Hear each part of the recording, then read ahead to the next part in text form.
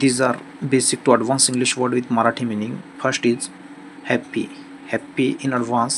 Elated म्हणजेच आनंदी किंवा प्रफुल्लित. सॅड. सॅडला आपण ॲडव्हान्स इंग्लिशमध्ये मेलनचोली म्हणतो. दुःखी किंवा खिन्न असा त्याचा अर्थ होतो. हेल्प. हेल्पला असिस्ट असं म्हटले जाते. असिस्ट म्हणजेच मदत करणे. बिग. बिगला इनॉर्मस. इनॉर्मस म्हणजेच प्रचंड किंवा विशाल. स्मॉल. स्मॉलला मिनस्कॉल. मिनस्कॉल म्हणजेच लहान किंवा क्षुल्लक. गुड. गुडला आपण ॲडव्हान्स इंग्लिशमध्ये बेनिफिशियल म्हणतो. बेनिफिशियल म्हणजे चांगले किंवा फायदेशीर. बॅड. बॅड म्हणजेच वाईट किंवा हानिकारक. त्याला ॲडव्हान्स इंग्लिशमध्ये डेट्रिमेंटल. डेट्रिमेंटल असं आपण म्हणत असतो. स्मार्ट. स्मार्ट म्हणजेच हुशार किंवा बुद्धिमान. त्यालाच इंटेलिजन्स असं ॲडव्हान्स इंग्लिशमध्ये म्हटले जाते. स्टार्ट. स्टार्ट म्हणजेच इनिशिएट म्हणजेच सुरू करणे. एंड. एंडला म्हणजे समाप्त करणे किंवा निष्कर्ष काढणे. त्यालाच कॉन्क्ल्यूड असं आपण म्हणत असतो. टॉक. टॉक म्हणजेच कम्युनिकेट. कम्युनिकेट करणे, संवाद साधण्याचा असा अर्थ होतो किंवा बोलणे असा त्याचा अर्थ होतो. त्यानंतरचा शब्द आहे बाय म्हणजेच परचेस करणे म्हणजेच खरेदी करणे असा त्याचा अर्थ होतो. शो. शो म्हणजेच दाखविणे. त्याला एक्झिबिट करणे किंवा प्रदर्शन करणे असं आपण म्हणतो.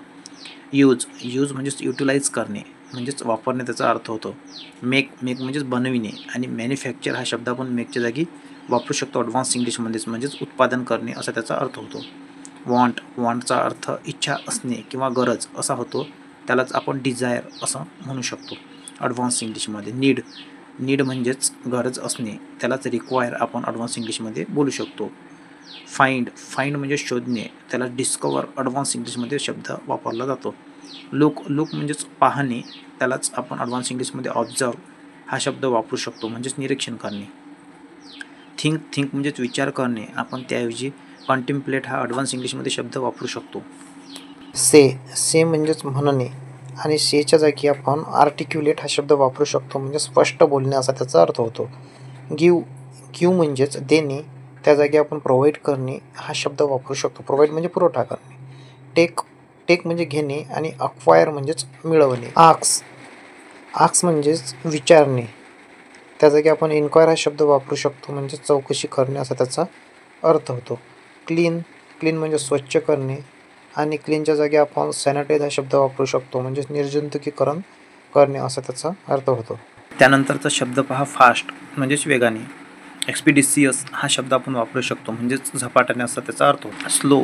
स्लो म्हणजेच लेजरली म्हणजेच हळूहळू किंवा निवांत असा त्याचा अर्थ होतो. स्ट्रॉंग. स्ट्रॉंग म्हणजेच मजबूत किंवा बलवान. त्याऐवजी आपण स्टॉलवर्ट हा शब्द वापरू शकतो.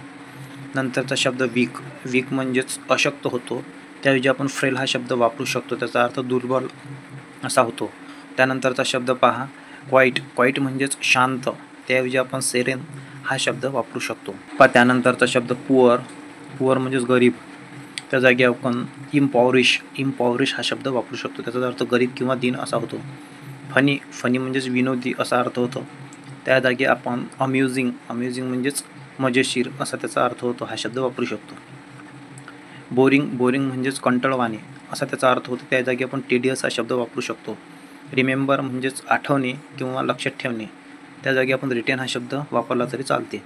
त्यानंतर फॉरगेट. फॉरगेट म्हणजेच विसरणे. त्याऐवजी आपण डिसरिगार्ड हा शब्द वापरू शकतो. डिसरिगार्ड याचा फॉरगेटचा अर्थ होते विसरणे किंवा आपण दुर्लक्ष करणे असं म्हणू शकतो डिसरिगार्ड म्हणजे. त्यानंतर ब्रेक. ब्रेक म्हणजेच तोडणे किंवा तुटणे असा अर्थ होतो. त्या जागी आपण फ्रॅक्चर हा शब्द वापरू शकतो. फिक्स म्हणजेच दुरुस्त करणे आणि त्या फिक्सच्या ऐवजी आपण ॲडव्हान्स इंग्लिशमध्ये रिपेअर हा शब्द वापरू शकतो. त्यानंतर स्टार्ट. स्टार्ट म्हणजे सुरू करणे. And you can use Cummins in advance English म्हणजे सुद्धा सुरू करणे किंवा प्रारंभ करणे असा त्याचा अर्थ होतो. फिनिश. फिनिश म्हणजेच पूर्ण करणे किंवा समाप्त करणे. त्यालाच आपण कंप्लीट असं म्हणू शकतो म्हणजेच पूर्ण करण्याचा त्याचा अर्थ होते. त्यानंतर चेंज. चेंजच्या जागी आपण अल्टर हा शब्द वापरू शकतो म्हणजेच बदलणे असा त्याचा अर्थ होतो. Friends, this is 1000 basic to advance English word series with Marathi meaning. If you like this, don't forget to subscribe this channel. Thank you.